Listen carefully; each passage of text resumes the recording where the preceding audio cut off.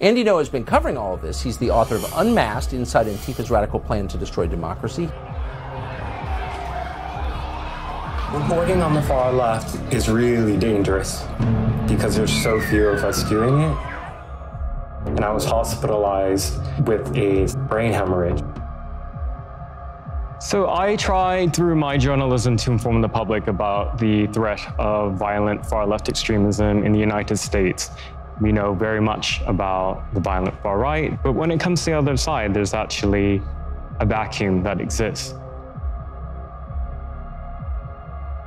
The reason why they've been able to grow and able to carry out violence and chaos with impunity is the fact that they're not held to account for their criminal activities. Now they're going after parents and what they call cis women, cis girls, and by that I mean biological, real women and girls.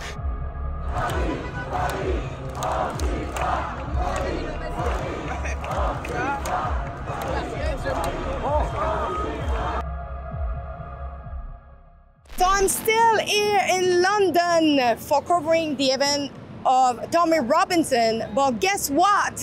I fell into this fellow. It's Andy Ngo. If you don't follow him yet, I recommend you to do so. Not only is the New York Times bestseller, but he's also an expert in American far left and Antifa. And today we want to discuss about what happened in France during the recent election. We saw that one of the candidates that was elected is Antifa himself. So Andy, what did you make of this, that now we see Antifa being elected at the parliament in France? So I think with what the recent elections in France demonstrated is that it's a bit of a parallel experience of what happened in America in that, so going back to 2016 in the United States, many of the Democrats felt emboldened and comfortable with adopting a lot of the language and rhetoric of the radical leftists and Antifa in opposition to Donald Trump.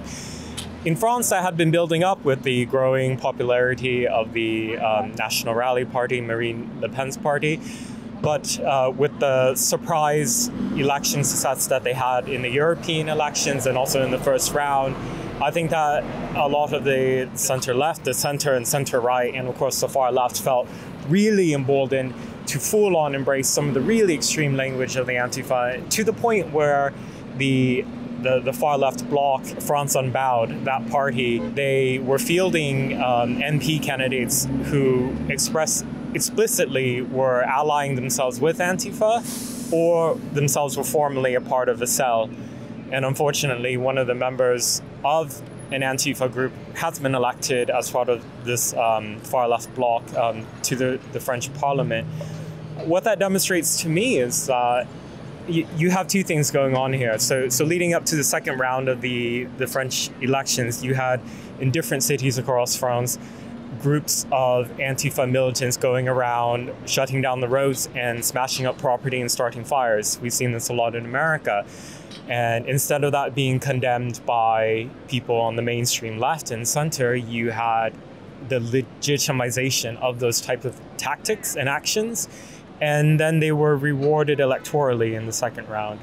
So in terms of stability of France, I worry long term in that you have, nearly 40% of the electorate who are supportive of the National Rally, but are being systematically demonized by politicians and also the media, of course. I mean, that's leading, I think, to more conflict, particularly in a context where France is already very, very comfortable with political violence on the streets. And so they already have that as their baseline. And now that the militants on the far left are being encouraged to take more direct action, we should probably expect more violence moving forward.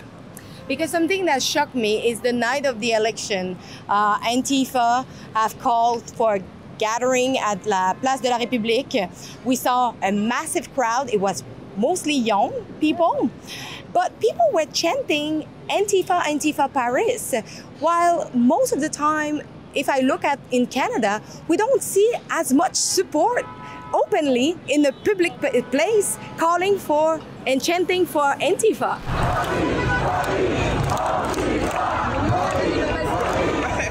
The danger of this really, it's not just about rhetoric and speech in public, chants. I mean, lots of abhorrent things are chanted. I'm sure you saw the footage in America recently where Americans in the American Capitol were chanting in support of Hamas and vandalizing federal monuments with explicit support for a terrorist group.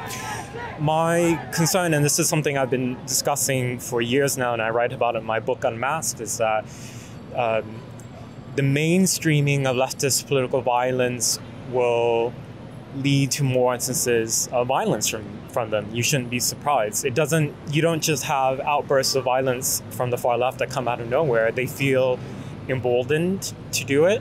In 2020 in America, we had parts of American cities burnt down, mass looting, killings, shootings that were done in the name of racial justice, social justice, Black Lives Matter, or anti-fascism.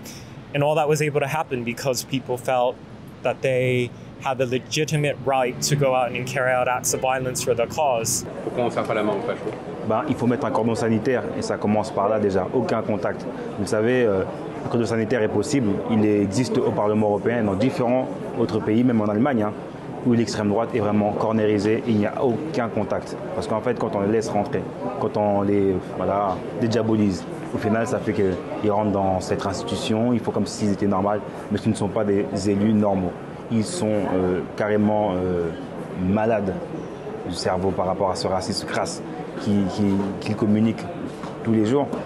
Il y a des chaînes aujourd'hui qui existent et qui viennent véhiculer leurs messages pour les rendre acceptables, pour pouvoir un jour gouverner. But what we are seeing in France right now, since the Nouveau Front Populaire have won more seats, is like they are now calling the Rassemblement National fascist, that they should not engage with them, they should not shake their hands.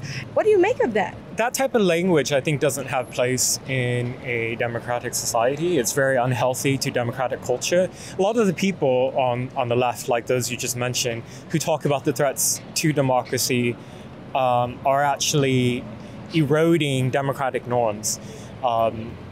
In a liberal democratic society, there are going to be different political parties and different political ideologies. And when you use language that demonizes the other side to the point where you say they actually have no space in our electoral system, it's legitimizing violence against that particular side. You know, that was the context leading up to the nearly successful assassination of former President Trump. We had Democrats, the media, many mainstream Democrats, liberals, so-called liberals, calling Trump a Hitler-type figure, a existential threat to American democracy. I mean, you know, when you have that as a basis for an argument, what's the what's the next step then? If a particular individual, let's say Trump, or let's say Marine Le Pen, or any other right-wing type of political leader, if that person is an existential threat to the country and to the rights and lives of people, then is it really so wrong if somebody wants to assassinate that figure? Mm-hmm. I mean, that's sort of the logical conclusion of that type of dangerous anti-democratic language. This phenomena we observe in Western countries, country to country, that is young people being involved, and even children being involved in left-wing, radical type of politics. I think there's a number of variables for that. For one, these are people getting a lot of their information on information bubbles on social media or legacy media, what they see in headlines, and the headlines are left-wing, as I talked about. In the education system, even before university, you know, now you're seeing in the primary schools and the high schools, there's a lot of radical ideology that's being introduced, DEI, CRT, anti-white hatred, etc. And then that's being reinforced at an extreme level once they enter university. Then, of course, there's another thing. It's just, you know, young people are easily misled. You have when a person doesn't have much life experience, they don't have children, they don't have a lot of responsibility. It's easy to latch on to certain narratives, right-wing bad, left-wing good. You know, this sort of good versus bad type of thing, and people are led in and. It's, you know, we hope that they age out of it, But what we're seeing that before they age out of it, they may engage in a lot of violence and destruction. If people want to follow you, where they can find you? Thank you for asking. My work is at www.andy-ngo.com. I'm also on all the social media platforms. Andy Ngo, just Google me. Thank you. It's because of you that this trip is possible. So I need to offset my travel expense if I want to cover those kind of story again and again. So go over friendsonfire.com and please chip in what you can, because as you know, we don't receive any money from the government. We are independent and we want to give you the facts of what is going on around the world.